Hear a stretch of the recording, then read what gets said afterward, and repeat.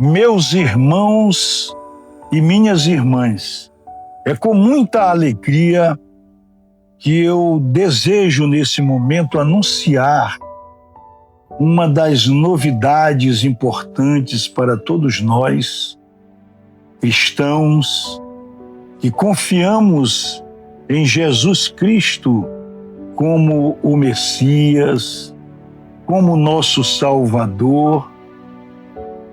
A mensagem que eu quero deixar aqui é de muita alegria, porque nós fomos elevados para sermos membros do corpo de nosso Senhor Jesus Cristo. Isto é uma honra muito grande, uma alegria muito grande. Nós que fomos criação de Deus e que pelo batismo, em nome do Pai, do Filho e do Espírito Santo, nos tornamos filhos de Deus.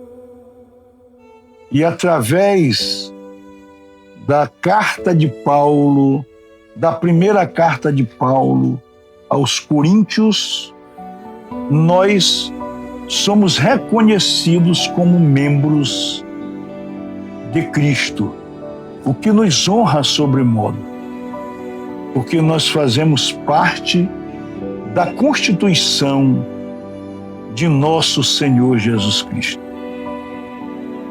No capítulo 6, versículos 15 da primeira carta de Paulo aos Coríntios, ele diz assim: não sabeis que os vossos corpos são membros de Cristo? Então isto nos dá a certeza que o amor de Jesus por nós é tão intenso, é tão sublime, que ele nos promove a ser membros do seu próprio corpo. Também na primeira carta de Paulo aos Coríntios, no capítulo 12, versículo 12, ele diz assim: realmente, assim como o corpo é um só, embora tenha muitos membros, é um só. Embora tenha muitos membros, e todos os membros do corpo, apesar de serem muitos, não formam senão um só corpo. É assim também com Cristo. Então nós, cristãos batizados, nós integramos a Igreja de Deus. Nós que acreditamos em Jesus como nosso Senhor e Salvador, que acreditamos que Ele é o Messias, Ele nos promove como membros do seu próprio corpo. A igreja, que é formada por todos nós, ela é o corpo de nosso Senhor Jesus Cristo. Ele é a cabeça e a igreja os membros. Isso nos traz uma alegria imensa e uma grande responsabilidade.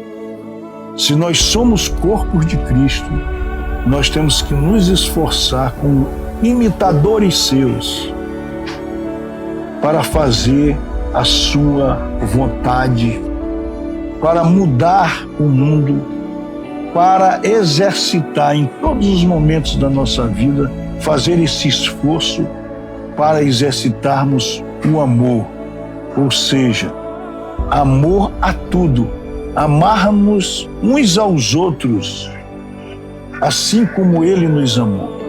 E esse amor se estende a toda a sua criação.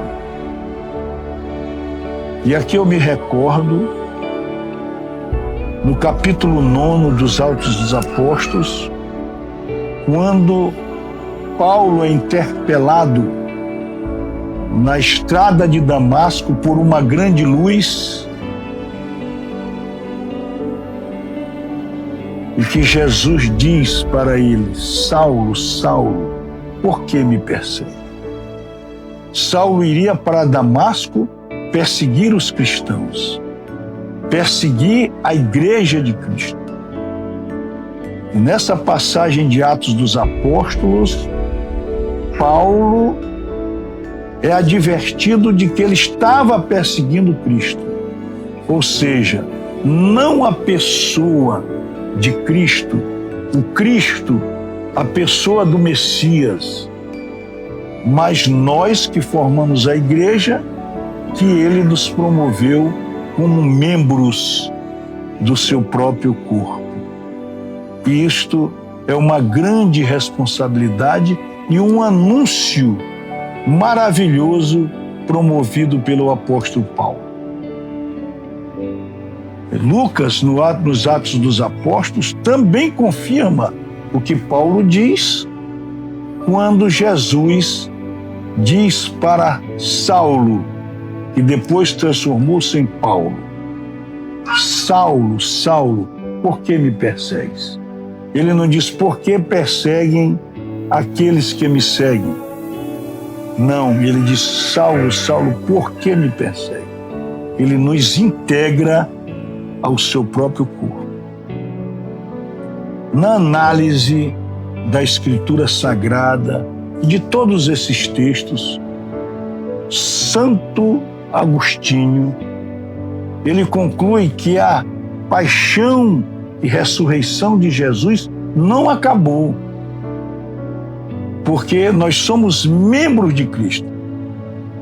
A paixão, a morte e a ressurreição de Cristo ocorreu.